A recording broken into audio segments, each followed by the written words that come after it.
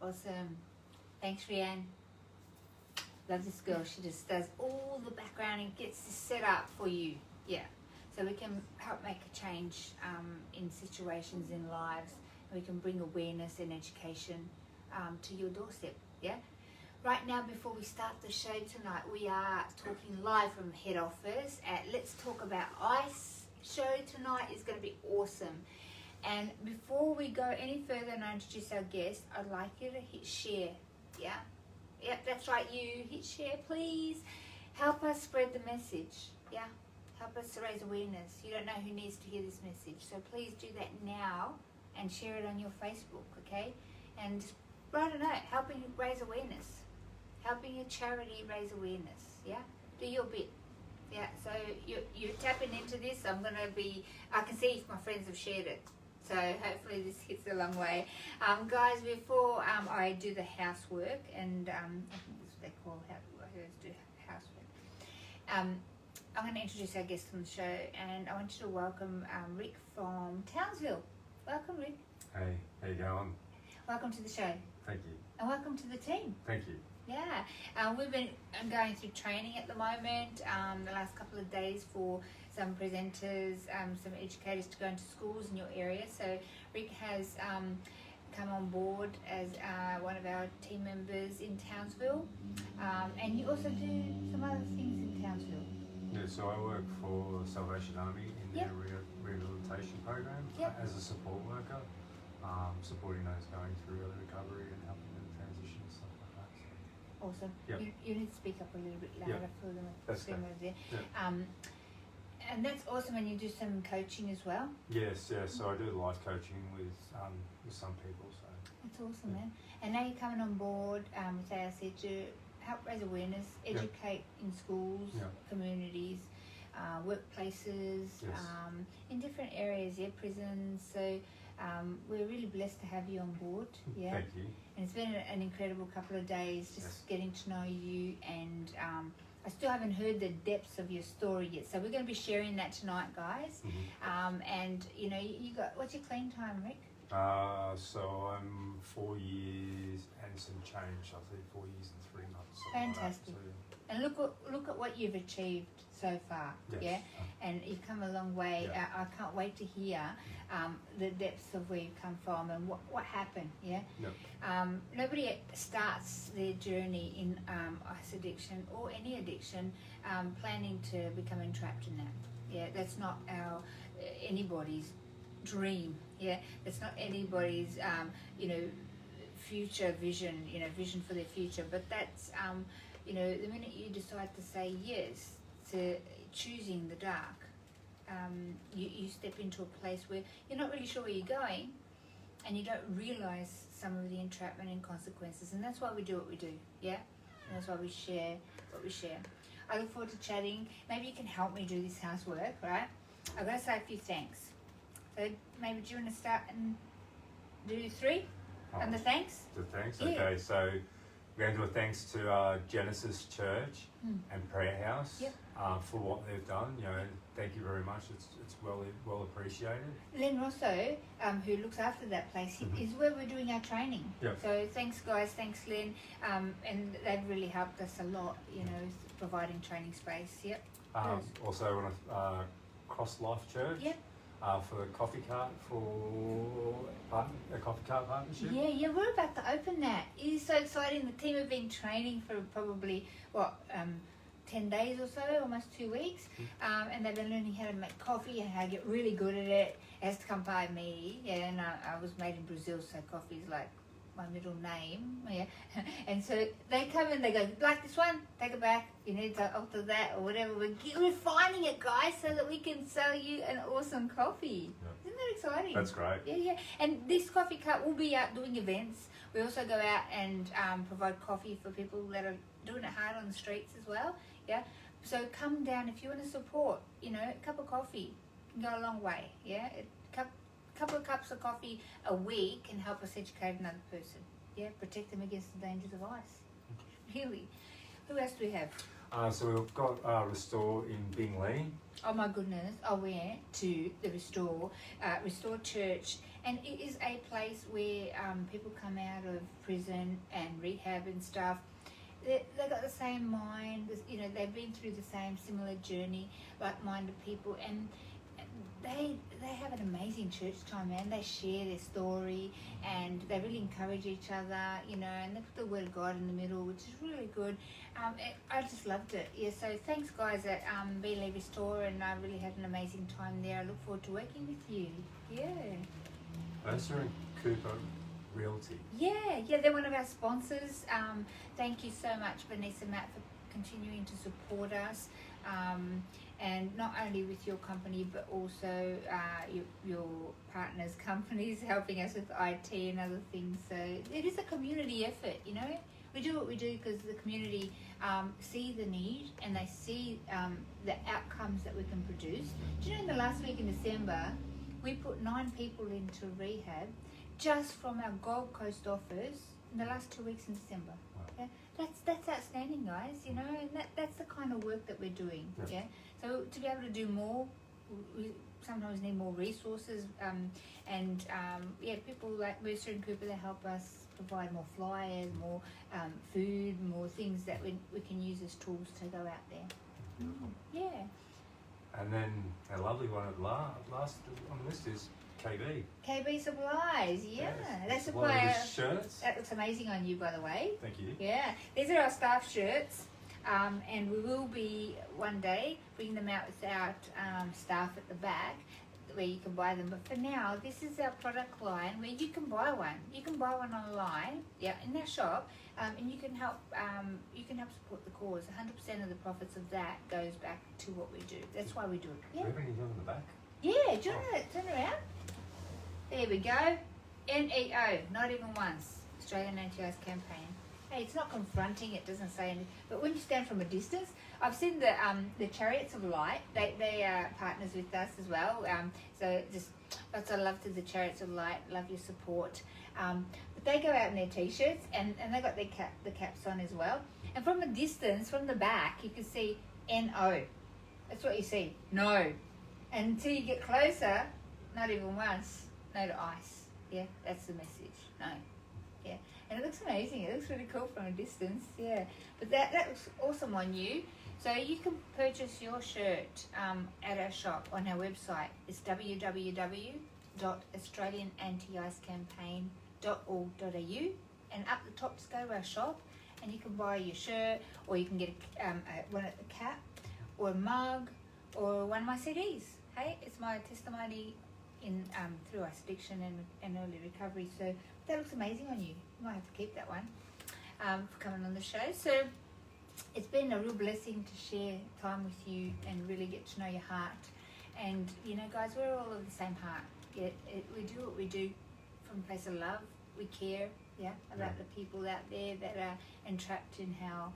And you know, we remember being there, and we just want to help them create that pathway out of the kingdom of darkness into the kingdom of light. Yeah, it's awesome. And I look forward to working with you. I believe a little birdie tells me that maybe you might be able to do a few shows from Townsville. Put you on the spot. I know you can do it. Potentially, maybe. Yeah, let's keep praying about that. Just need to promote the following things, guys. You know, like us on all our social media pages, and share it. We've got we have around Twitter and Instagram, obviously Facebook. We're on here, LinkedIn. So like us on all our social media, follow us, help us get the message out there and share it, share things that we put up, because it's going to help people, that's why we do it. Make sure you do that. Make sure you join the army as well on our webpage, be part of the change. Don't just say, somebody should do something about this drug problem that we have in Australia, or this ice problem particularly. Somebody should get these addicts off my street. Do something about it. Help us make that change. We're helping them get out of that space and into rehabs, and we're helping them create pathways to get clean and get their life back. Be part of it. Honestly, $10 helps us educate one kid. you don't, we still have to pay rent and building and all of this like everybody else, but we're not funded by the government, so we need your support. We need you to contribute. Yeah. Awesome. Let's talk about the Bliss Trio. Bliss Trio. 3 more days. Oh man, she tells me 3 more days for Bliss Trio. Bliss Trio, guys, is it's a package of 3 things, right? You get a massage, a facial, and a foot spa thing, right? It's really awesome for $80. So if you're on the Gold Coast, get somebody a gift voucher, yeah, and help us because they're giving back all profits to us, yeah, to ARC to help us do what we do. So to contact them, how do they contact them? It's on Facebook. It's on Facebook. Yep. And Rehab will put up a link so that you can click on there and you can speak to them. And when you do call them, the code is anti-ice. Yeah, let them know that you're ringing for the Bliss Trio, that package, and the anti-ice, and you'll get an amazing. It's like an hour massage and a facial and a foot spa. Come on, $80 is nothing, eh? Oh, I wish I was here. I know. I want to have one. So you can buy me one if you want. So yeah, everything comes back to help what we do, guys. Honestly, we're not for profit. We're DGR. We're all about the cause. We're all volunteers here. We work day and night to help people in need. Okay, and we know what that's like. So we're still looking for some volunteers. If you have time and availability, there's a few different opportunities to come and join our team. Right. Here on the Gold Coast, that is. So some op-shop volunteers. We have a space for a couple of people, 1 day a week each, or if maybe you might want to give 2 days. We're looking for somebody else that with a heart to help, that has the time, yeah, and can come and like sorting and seeing all the stuff that's coming in. We've got so much amazing stuff coming in. We had some retro gear apparently coming in the other day. It was like retro, like it's called retro gear. Somebody looked at it and said that's worth a lot of money, and I'm like, oh really? All right, I wouldn't wear it, but apparently it's really trendy. I'm out of fashion, right? But it's called retro gear, and apparently they're quite expensive. So be first in, best dressed, kind of thing. So we're getting things every day, new stock, yeah. So if you want to volunteer in our op shop, come along. We're looking at potentially opening an op shop in Ipswich, so that might happen. It's on the cards. We're praying about it, and we're looking for somebody in events. Yeah, if you've got a heart to help with events, we're getting a team together so that we can do some more events and awareness things and youth engagement events and stuff. So we are looking for that person, and we're still looking for one more barista. Yeah, so we've got people in different shifts coming in and helping. We will train you. Yeah, we'll give you that skill set, and then we'll give you the work experience. Yeah. So if you're in early recovery, you're thinking, what am I going to do? There's lots of jobs later for baristas, yeah, and making coffees and stuff in cafes and restaurants. It's a good skill set to have. Come and put some time in here. Come and spend 6 months with us. Get the work experience. You won't regret it. You'll love it. Everybody that comes in, they fall in love with the team and the passion for what we do, So you might have 1 day a week, 2 days a week. It doesn't matter. Just get involved, yeah. So call out is for op shop volunteers, events, and a barista. So cool. So we have a number to talk about. Do you know what that number is? 1-800-No-to-ice. That's the one. Yep, that's a really important number, guys. Yeah, Ree's going to put it on the screen here. That is a number to call if you need help, yeah, or anybody you know needs help, yeah, with addiction. They want to break that cycle. We have trained counsellors online, yeah, and we're here to help you. You'll speak to people who have lived it and been trained to come out and help you, yeah, and that's what we do best, huh? So the number is 1-800-668-6423 or 1-800 No-to-ice. That's it. That's what you spell out on your phone. Yep. That's awesome. Our family support number, guys, if you want to ring a mobile direct, is 0481 844 555. Yeah, and one of our family support counsellors. That means they've walked through it and they've been trained as counsellors to support you. And their heart is really about helping you. Yeah. So they're the important numbers. We've done the housework. Yep. Right. Can I do the interview now? Okay, right. Let's do it. Awesome. I'm keen to hear your story, Rick. It's so refreshing to have somebody in true recovery and doing training, and really others focused. You're really others focused. I can see from just the short time of doing training with you, all the things that you're doing in the community. And I think you're a blessing to Townsville, mate, and you're a blessing to us. So tell me a little bit about Rick, and what was your upbringing like? Oh, going right in deep. My upbringing, so I'm not originally from Australia. I'm originally from overseas. I came over here when I was very young. I grew up in Sydney and Bundaberg. I grew up in a family that was very interesting, and me saying interesting is there's emotion attached to that. So, domestic violence, drugs, alcohol, and all that sort of stuff was prevalent through my life, and played a big part in my life. But yeah, circumstances that arose when I got a little bit older, at 19 I had a tragic event when my mum took her life. And that was, That's too young to go through that, hey? Yeah. Nobody should lose a parent. It was interesting, it took me on a path that I never thought, I never resolved any issues from that time.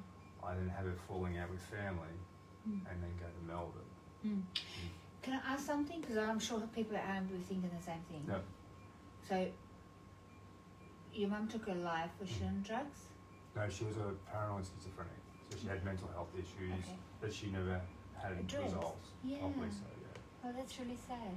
Yeah, a lot of people, guys, we come across too many people that have mental health issues, depression, and schizophrenia is one of them. And they're afraid to speak out. They're afraid to deal with it. Please, it is a condition. Reach out. It's not about judgment. Would you judge me if I said I had a kidney issue? No. It is like that. Yeah, reach out and chat to somebody. Yeah, reach out and talk to your doctor. It's not worth suffering alone. Yeah, and drugs aren't going to mask that.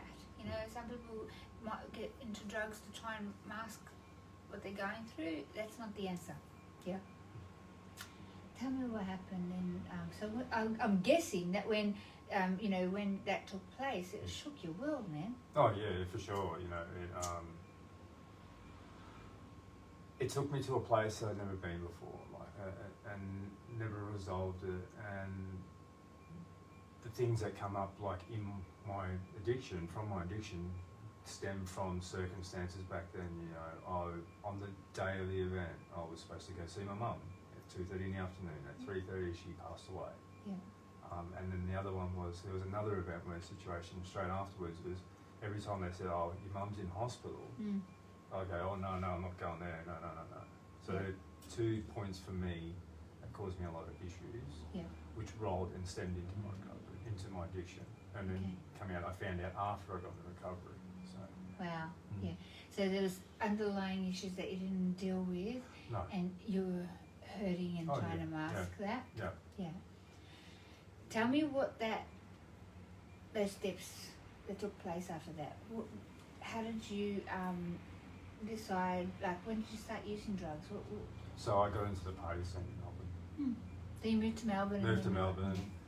I started working. I got introduced to ICE, which wasn't called ICE, it was called Shabu. Yeah. Work colleague showed me what it was. I was up for 36 hours straight, and it was interesting. It really, I was always, once I figured out what that was, I was always chasing that same high. Yeah. Whether it was other drugs, and then eventually it just turned to ice, and then ice took everything. So were you a drug user before? Because you said that drugs were in your family. Were you dabbling in other drugs? I tried other drugs at 14, didn't like it, didn't like alcohol, because the alcohol was another one that was causing issues, didn't like that. Yeah. And I never really got into the party scene until later in life. I was what they called a high functioning addict. Yep. I was running businesses and stuff like that. Bosses didn't know that I was using substances. Yep. Because I was I mastered them really, really well. Yeah, So. yeah, well. And we learn how to do that, you know, so that people don't see through and into the pain. Yeah, that's the reality of it. So how long did this lifestyle go on for? 14 years. Wow. Rick, I've got to ask this because, like, you know, I'm sure people are thinking this again at home. Did you see what drugs did to your family? No. Wow. Even though you lived in that, like, one would think, right? You would say, you know, that's what drugs did to my family, and I don't want to do that. I don't want to live like that, and then you wouldn't use. But it was marijuana. Ah, okay. And that's socially acceptable. Right. Everyone says, oh, that's okay, it's fine, it's not trouble, it's not a problem. Yeah. And you know, long-term use of marijuana can cause schizophrenia. Yeah. And all types of issues. But nowadays, Rick, you know that they're lacing marijuana with ice? Mm-hmm. You do? Yeah.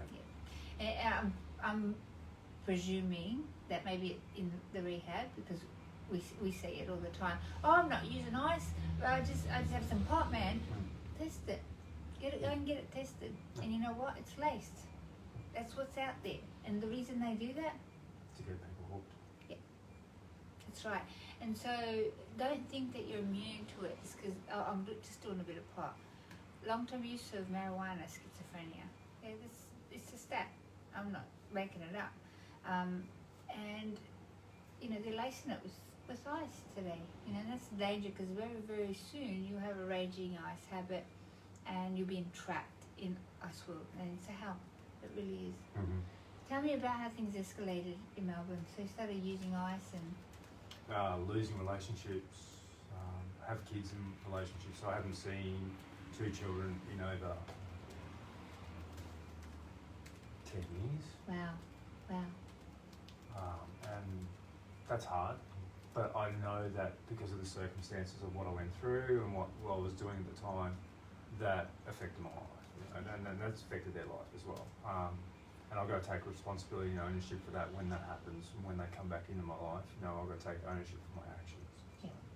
Yeah. And that's great, because you've been able to work through that. Yeah. You know, and guys, you know how important, you know, going through and working things out with a counsellor and putting everything on the table and the underlying reasons and the issues and being able to put it in its right place, yeah? That is super important. If you think that because you're not using substance that you have entered recovery, think again. That's really, you're just abstaining from using. That's not recovery, right, Rick? No. Have you seen people like try and not do rehab and then, have you seen people... I've seen people abstain and get a couple of years under the belt, and all of a sudden it takes one life event and then just back to the old path, if not 10 times worse. Yeah. And it's in a short period of time too. That's right. And how important do you think like doing that underlying work is? Oh, it's vital. It's massive, because if you don't do that work, then what's the result you're going to get? Yeah. Because you're not working on the issue. Yeah. So, you know, really putting it out there to you guys, you know, like often when I see it, because we buddy people, right? So we help people create that pathway, right? Apart from doing education, we buddy people who want to change and create, you know, get a life back instead of drug world or ice world. And we sit with them. Why do you want to change your life? You know, and are you really committed to that? What's your dream? You know, and we help them create, you know, that platform back. So it's you know, you have to have walked it to be able to do it. No. You know, you have to have lived it. Tell me a little bit about what happened in Ice World for you. I hear you lost your kids. Did you lose your work, or did you stay working? So I was working right up until the last 2 years. Yeah. So you were able to... How did you do that? How much were you using before that? So I'd use in the morning and then in the afternoon. Mm-hmm. So I'd keep a balanced level, so I wouldn't fluctuate too much. And then when I reflect back on it, I go, was I really working at my full potential? Not really. No. No, you won't. And that's why we're doing workshops in workplaces as well, because you know people sometimes don't realise that people in their workplace might be using, and it's a matter of time that they're going to go over the edge. Yeah, there comes a point, right, where you just lose it all. They normally just disappear and go, start losing a few days and go, oh no, it's not worth it. I'm going back there. I'll go somewhere else. Yeah. Or take a bit of time off and then come back. Did that happen to you? After I left. you left, I left. Yeah. And Because you can't sustain it, right? So it comes a point in time. Everybody's point in time is different, right? Yeah.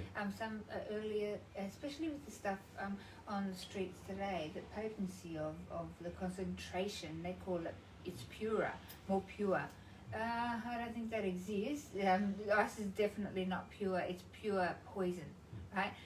But the strength and the concentration of it is higher. Yeah.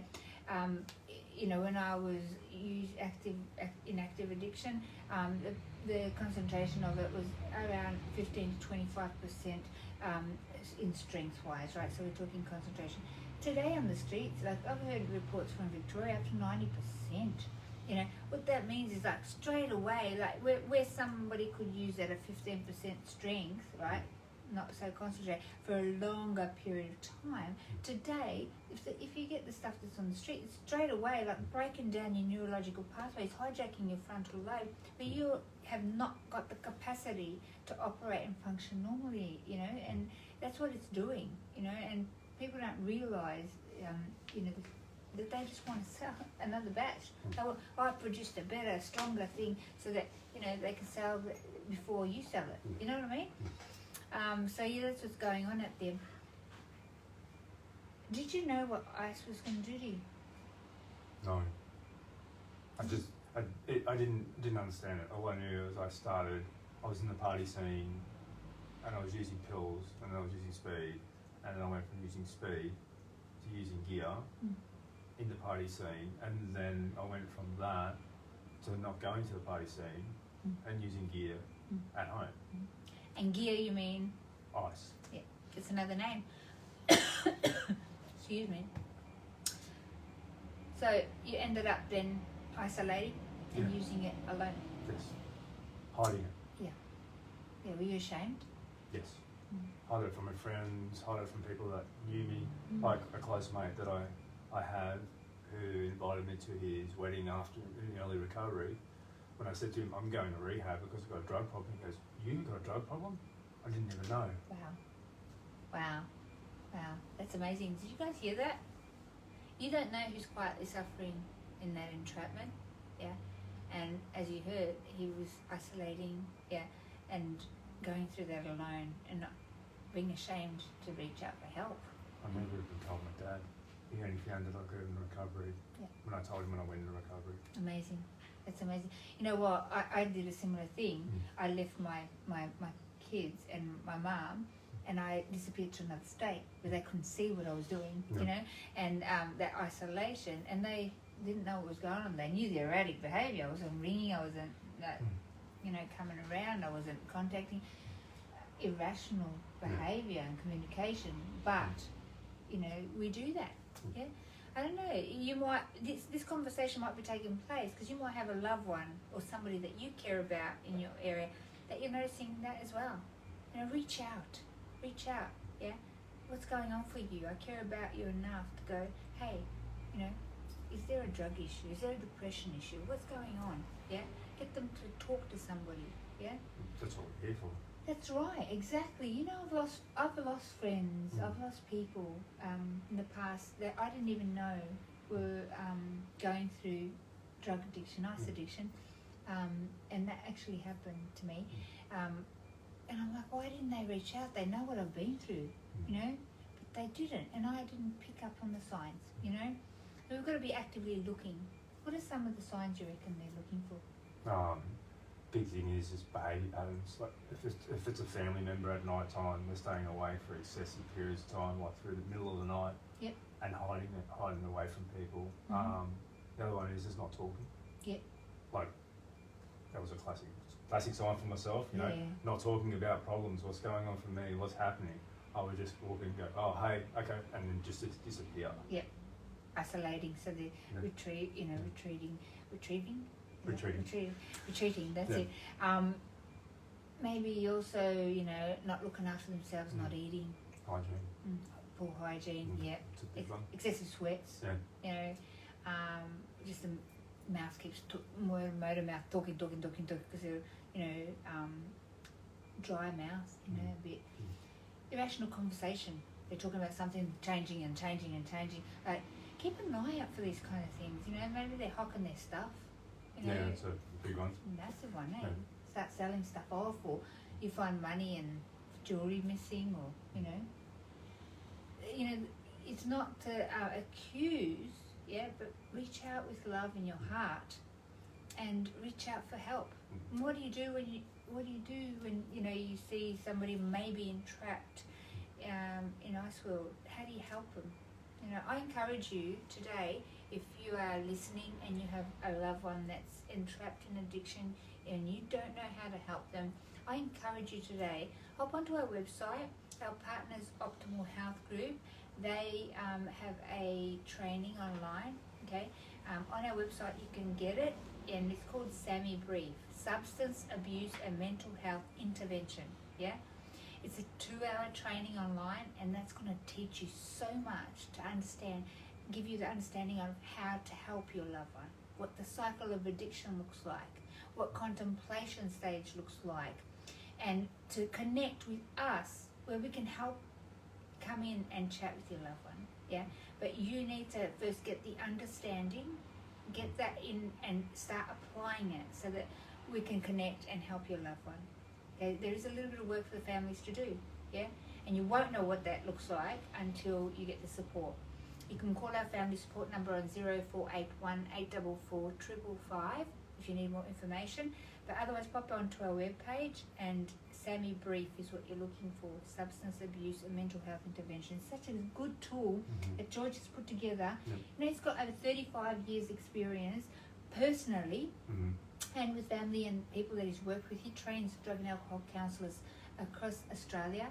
Wow. He's an incredible individual, full of love, and he's put that together to help you, so get on there and get informed, See what you can do to help your loved ones and your family and people around you. See what, the tools that you need to implement, Encourage that. Did your family, people around you, your friends, so they didn't know that you were... So the only person who knew was my sister, who knew I used substances. It's only because we used together. Okay. So it became I started the party scene, she joined in with me. Yep. I introduced her to ice. She ended up being really heavily addicted to ice. She got into ice before me, and then I followed a little bit later, but eventually I came out of it as well. So how did she get clean? You know that only 2 out of 100 people actually make it. And brother and sister, and we both made it. Amazing. Her partner, so her husband, she had kids, and her kids are alive. Wow. Yeah. Okay. But her first son, she dabbled a little bit. Her second one, no, it all stopped. Great. For her, so yeah. That's so good. And let me ask you something. Was she a reason why you did you look at her as hope? Or did you not even see that she was? I wasn't paying attention. I was just in my own little world. Yep. My recovery wasn't even contemplated. She was just doing her thing, and I was doing my thing. So we were living knowing that we knew each other, but we weren't really connected. Yep. So that connection Separate and bond worlds. is just completely different. But that's what ice does to you, right? Yeah. It puts you in this little bubble. We call it ice world, and nothing else exists. No one exists.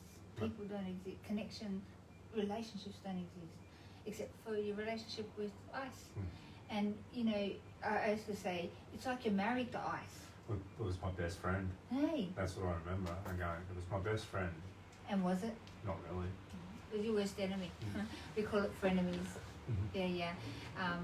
It's there to kill, steal, and destroy your life. Honestly, it's not going to bring you anything that's good. No.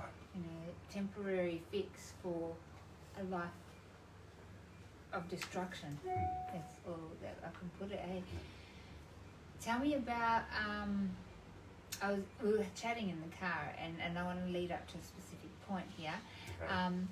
tell me about how things ramped up. Like, tell me, did you get in trouble with the cops? Did you Oh, go to yeah. prison and Yeah, did you do time? What happened?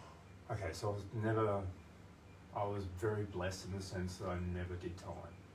Awesome. But I had a intervention, so I racked up $20,000 worth of fines with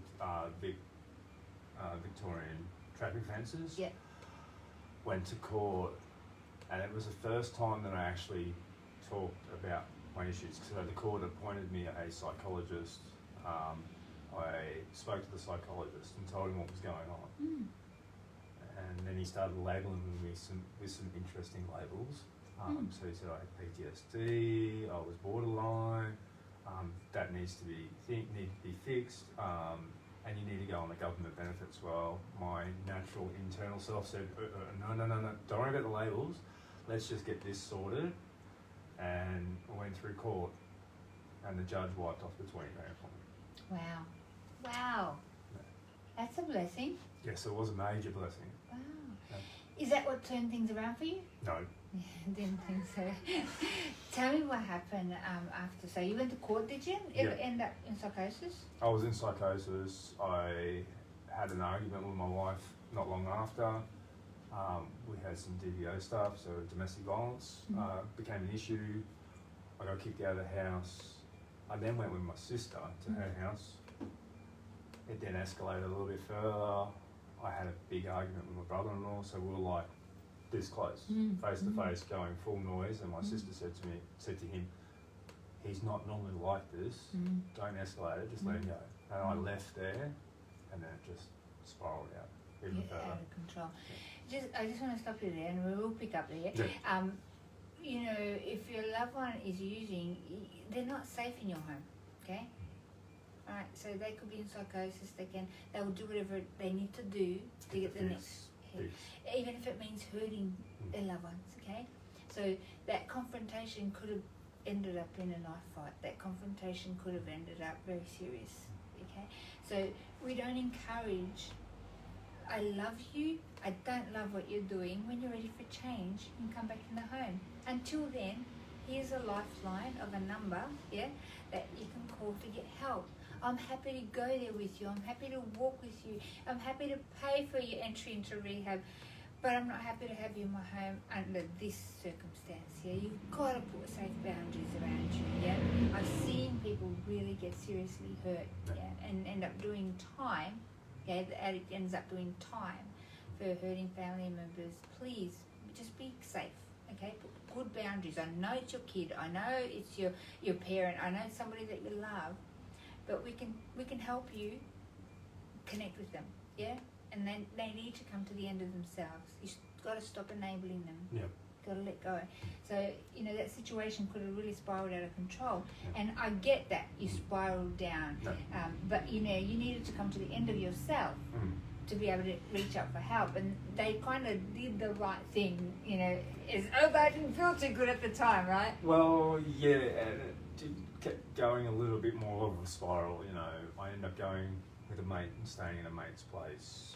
And then I end up staying at the last person's place, who happens to be a long dear friend who's in ice themselves and is a dealer. And that was the last part of it. And then, of course, going to court and having been blessed in the sense that the same judge seen me on the second offence and gave me a 12-month good behaviour bond and a fine. Wow. You got let off twice. I got let off twice, yes. Wow. That's pretty special, man. Is that when you changed your life? No. This is what happens, right? So this is a typical story. That's not when you change. Not you hit yourself across the head with not with my stick. kids, with anything. It came to the last crunch for me was my drug dealer's house. Life has turned to absolute rubbish. What does that look like, Rick? Because we can say that, but people with rubbish are different, Okay, so rubbish for me was, if I kept going, I was either going to do one or two places. One was death, which I didn't want that. The other was jail. And I'm not going to be locked up in a box. So I'm like, okay, rightio, what do I need to do? What do I need to do? What do I need to do? The first thing I did was get my phone and look for help. And I knew I had a drug problem, so I'm like, okay, rehab. Okay. And the first person who I got in contact with, who ran a rehab, said to me, come in, have a chat, let's talk about what's going on for you. Yep. And was the catalyst for me to move forward. That's amazing. It's like, got in the bean and went, here's a thought, do this. Yeah. Okay, Yeah. rightio. Yeah.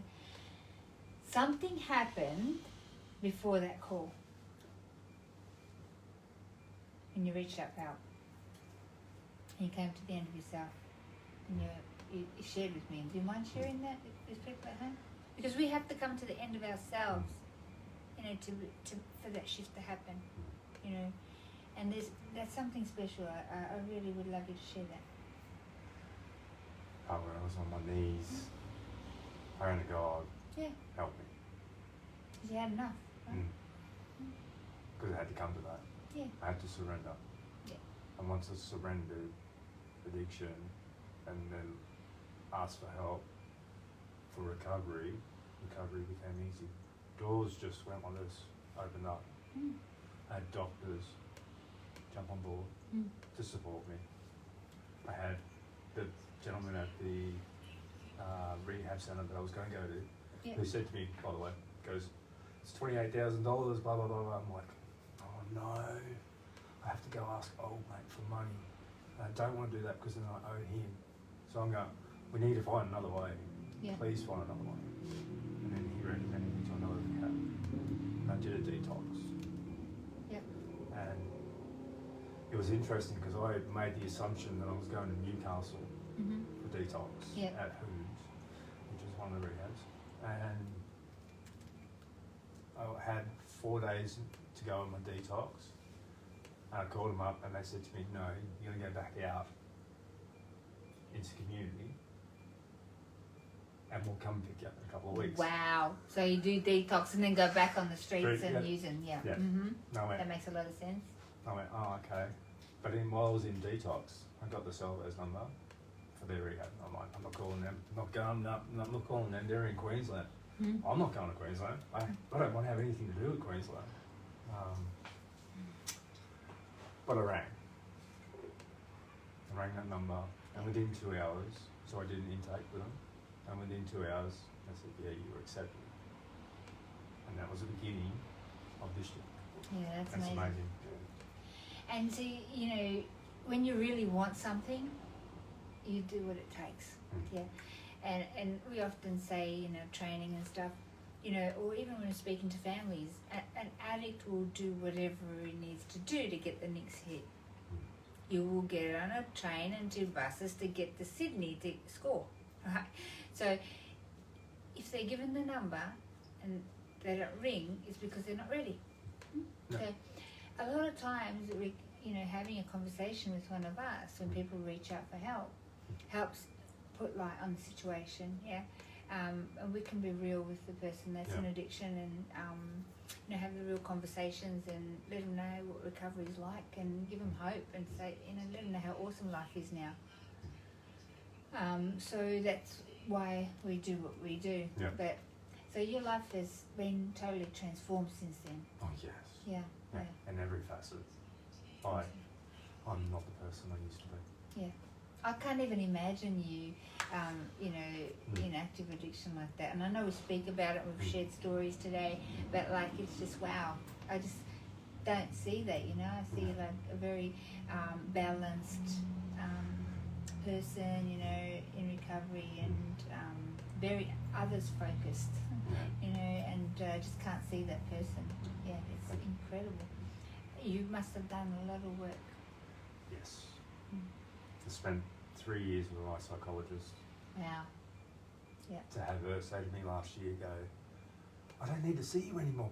Yeah, isn't that a great feeling? Like, and she took all the titles off. Yeah. So all the tags that I've been labelled with were removed. That's awesome. That is so good.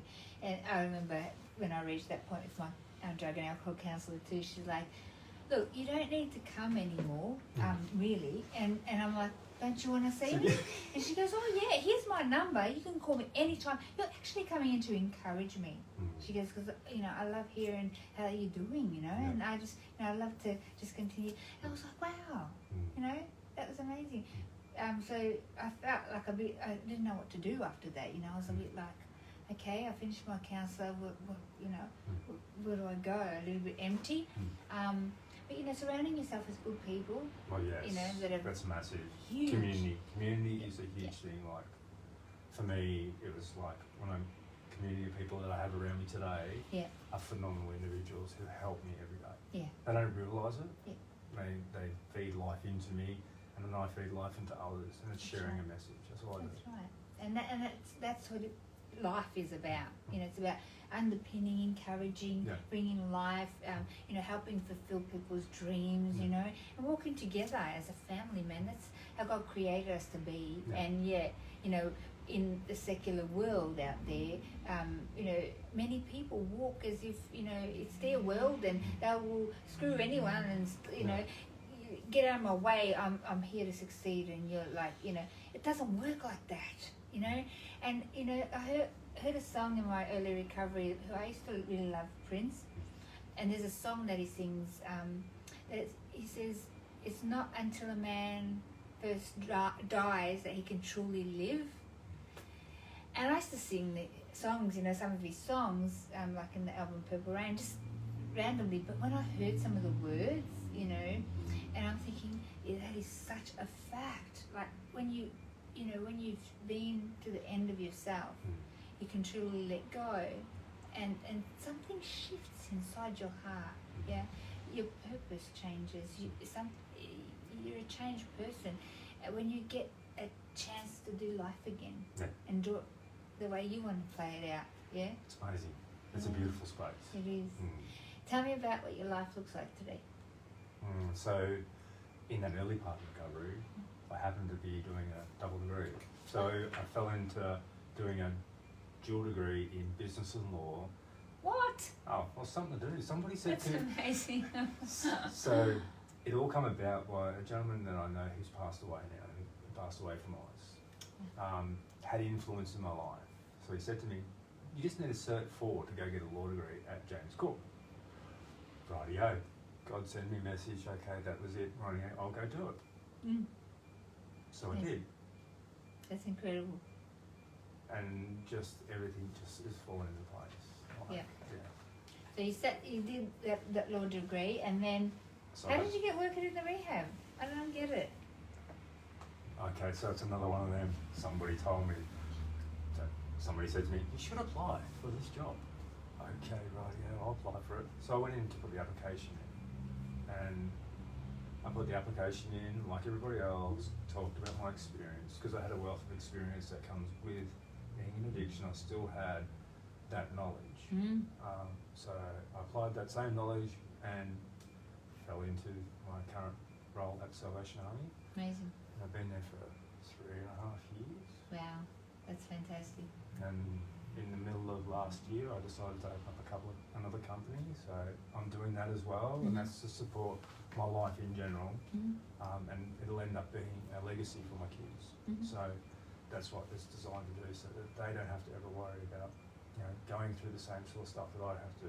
You know, that everything's going to be there for them when they need it, and I'm going to provide that for them. That's awesome.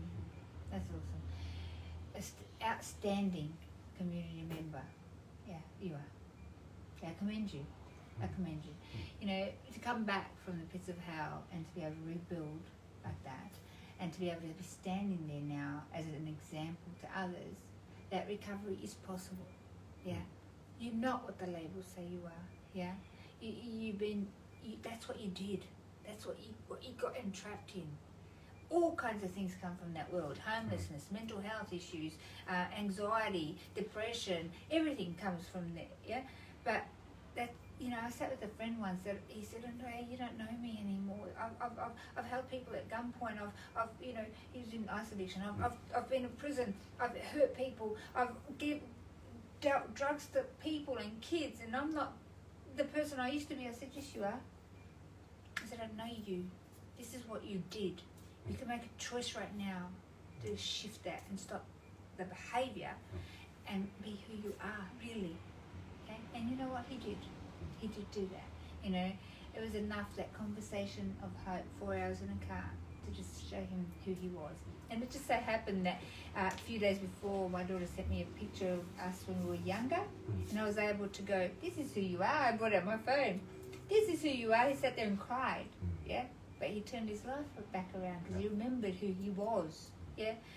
If you got a loved one in addiction, take them back. I miss our coffees. I miss our lunches together. I miss my daughter, man. I miss my dad. You know, I miss that bond. Where are you? You know, get real. Yeah, get in here. Tell them, you know, you're ruining my life. You know, you're just causing trouble. All of that's not going to help. Get to the heart. Tell them what you're missing and that it's hurting you to see your baby destroying themselves. You know that? The goals and aspirations that they had beforehand. That's a great reminder. Yeah. Those things that they used to love. That's right. Yeah, we spoke about that today, hey? Yeah. And we also spoke about some stuff that you might want to do when you're in early recovery. Do you remember some of those? To help you in your early recovery, like is it krill oil? Oh, yes. Yeah, so, for the body. So yeah. we're 3-part being. So in recovery, we've got to recover from 3 parts, right? Spirit, soul, and body. Yes. Okay. So if we're going to the body. So we're going to do vitamin B, vitamin D. Vitamin D. Yep. Lots of sun. There's Yep. lots of sun. Double strength krill oil. Krill oil, that's Yep. it. And the last one. Vital greens. That's right. Vital greens, yeah. Oh, And probiotics. Yes. So probiotics, vital greens, double strength krill oil, lots of vitamin D, and something fun every day. Yes. Yeah. Oh, have a good laugh. That's great. Yeah, it's the high five principle. Yeah. So apply that into your life. Yeah. And just start one day at a time. Yeah. Reach out to us, guys. You know, we want to walk with you if you're in early recovery and you know you haven't got somebody to support you or be buddy and that understands where you're walking. We'd love to help you in that early time and supply you with resources, counsellors, maybe some numbers for some rehabs. You know what? I love Salvation Army's rehabs. We work with them up here on the coast and in Brisbane as well, and in Sydney as well, and now in Townsville as well, because they are just amazing at what they do, and they do rehab really well, amazingly well. Yeah, it's lovely heart, and it's about helping you get your life back in a space where it's safe, in a space where they can provide the counsellors, the doctors, our social workers, the psychologists, group sessions, what else? Legal Legal as well. money they do, they help them source legal. If you've got legal issues, they'll help you with that, get the sourcing for that, and financial as well. So. That's fantastic. Rick, tell me a little bit about inside the rehab, because a lot of people have preconceived ideas and they're scared, right? I know I was, right? So I was like, no way. I rang them up and they're like, oh, you can't have a phone in here. And I can't have a phone. Oh, you can't smoke. I can't smoke. No, mate, I'm not going to prison. So that was me, right? And I was very touch and go, you know. I contemplated suicide quite a bit. And I was blessed that somebody was sent into my life that had music passion and that really God gave him a heart to help me, just stuck with me, you know, and dragged my butt out of bed when I just wanted to die. I was really blessed, but not everybody has that. If I didn't have that, I probably, don't know if I'll be alive, but I'll probably, now knowing what I know about rehab and what it's there for and more about it, I probably would have opted to go in there, right? Tell me from the inside, what's the benefits? So it gives you an opportunity to actually sit down and just disconnect and take the time. In a facility like the Townsville facility is state of the art. It's pretty much, it's beautiful. a beautiful site, and you have activities and stuff like that, and get to connect with people. Big thing is sitting down and working out what you want to do next. You know, how do I work on my addiction? What do I need to do? What's some of the things that I need to fix? And yeah, it's just amazing. I mean, the other part is you have your own room. You know, when I went through, I had to share a room with another bloke, and it was interesting, and we had to use 6 different, and it was the older centre, which is fine. But that taught me a lesson that I need to go through to see. But this one is a beautiful place, beautiful space. It is very beautiful. I've been out there personally. I'm like, this is rehab, and there's some rehabs that I've been to. Thanks, Ree. Some rehabs that I've been to. I'll go, and I know I went to a Dow house to check it out in Coffs, and I'm like, they got a pool and they got a gym, and the ones here have a pool as well.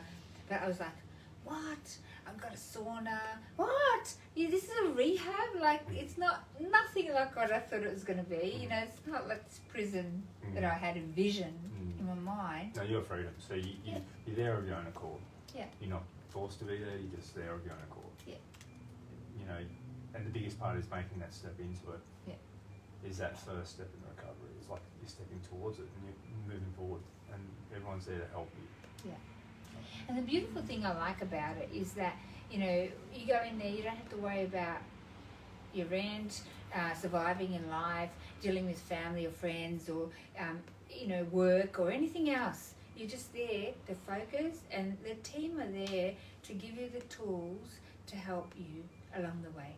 They can see things ahead. They've been it. They've done it. They've encouraged too many people on that journey. So they are there to help you, get the best success for you, So listen, if you're contemplating change, reach out, call us, get in touch with us. We want to connect you to counsellors. Not everybody wants to go into rehab. It's okay. Let's just start a conversation. See how we can help you. Might just start with a counsellor and start working through some stuff. Might just want to have a conversation at first. I had a girl that today that just wanted to start with texting. And it's okay. That's okay. We'll meet you where you're at. Our heart is that you get your life back. And stop being entrapped in that world. It's not a good place to be. What number should they call if they want help, if they want to change their life? So 1-800 no to ICE. That's the one. 1-800-668-6423. That's the number to call. And if they're a family member? So call family support, which is 0481 844 555. Cool. And with the 1-800 number, guys, it doesn't matter. You might be anywhere in Australia and you want change. We'll connect you to your local team. We have ARC teams across Australia, and Townsville is just starting, and you'll be able to connect with a buddy there and start your walk. And luckily for us, he also works in the rehab, so we've got a doorway in there. If they can help you, honestly, they will. So it's up to you now. Pick up the phone and just say, look, I don't want to live this life anymore. I'm going to change that. Nobody likes to be in that entrapment, do they? No. Do you have any last minute messages? Because we do have to wrap up. I could sit here and talk to you for ages. So could I. Because I know you're doing exercise, you're doing CrossFit. I'm a mad CrossFit. I love it. I've been doing that for 3 years. And you're helping people get into that too, I understand. Yes. And fitness is, exercise releases endorphins. And gets you out of your mind. That's right. So it gives you that opportunity to actually step out away from the world, from what's going on around you, and just leave there for an hour, and then go off and then you come back to doing what you're doing. Good. You feel good about yourself, About 20 minutes afterwards. About 20 minutes after you stop. After you stop. But it's fun. You get to do it with people that, And you meet amazing souls. Absolutely. That's awesome. So, get in touch with us, guys. If you're anyone needs help, we're here to do that, to walk with you. So, we will go back to training tomorrow and finalise that. And then we're up in Townsville to walk into some schools, I believe, in March.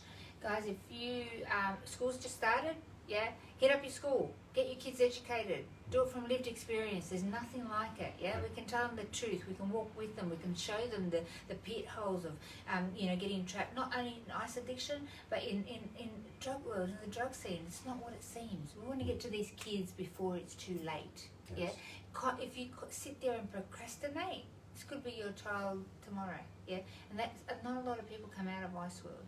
So, hit up your schools, Shake them up. Say, we want Australian Anti-Ice campaign coming in here.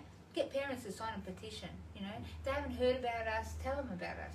You know, get them to go onto our website. See, teachers' testimonials are all there. Parents' parents' testimonials, kids' testimonials about, you know, what we've done in there with them and how impactful it was. You know, hit them up in your school. Yeah. So Townsville are on board. I believe the Rotary have come on board to help. We've got a few local business people there going to be supporting you in this journey as well. And we're going to build a team there, guys. So let's make this happen and clean up the streets, I guess, of Townsville, and just raise awareness. Tell it the kids they're worth better than that, huh? Yep, for sure. Yeah. For sure. Are you looking forward to it? Oh yes, I am. Awesome. Rick, thank you so much for joining us on the show tonight. And we may twist his arm to host the show up there in Townsville. But he's already equipped, so we'll hit him up for that and be able to bring you more awareness and more shows, hey? And thank you for joining our team. We're really blessed. I mean, it's been a great couple of days. Guys, stay clean, stay safe, and God bless you. Don't forget, are you ready to do a Not Even Once? You forgot already? No! Here we go, ready? Not even once. God bless.